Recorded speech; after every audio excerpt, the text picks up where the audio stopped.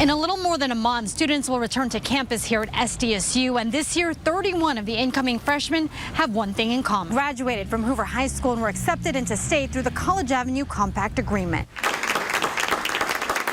Sitting at the table, representatives from San Diego State and the San Diego Unified School District made it official, extending the program that guarantees qualifying Hoover High School students acceptance into San Diego State. We are better because of these students. The program, called the College Avenue Compact Agreement, was started and is currently funded by the Price Philanthropies Foundation. The requirements include maintaining a 3.0 GPA or higher, and the student must have attended Hoover High from 9th through 12th grade.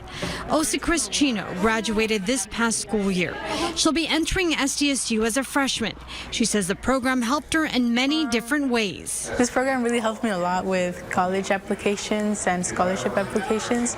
They also gave us field trips around different universities, so I could figure out which one was more of my fit. She says having extra help along the way kept her on the right track to succeed, which is something her family has worked hard for. Family feels really proud since they are also immigrants, and I'm the first generation. San Diego Unified School District officials say while the goal is to get students into college, it's also about providing support once they get there. Support for our students through high school, but also through the college application process.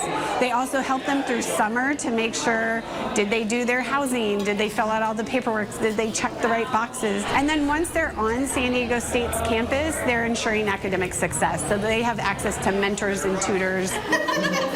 The College Avenue Compact Agreement has been extended through the class of 2028. Marie Cornell, ABC 10 News.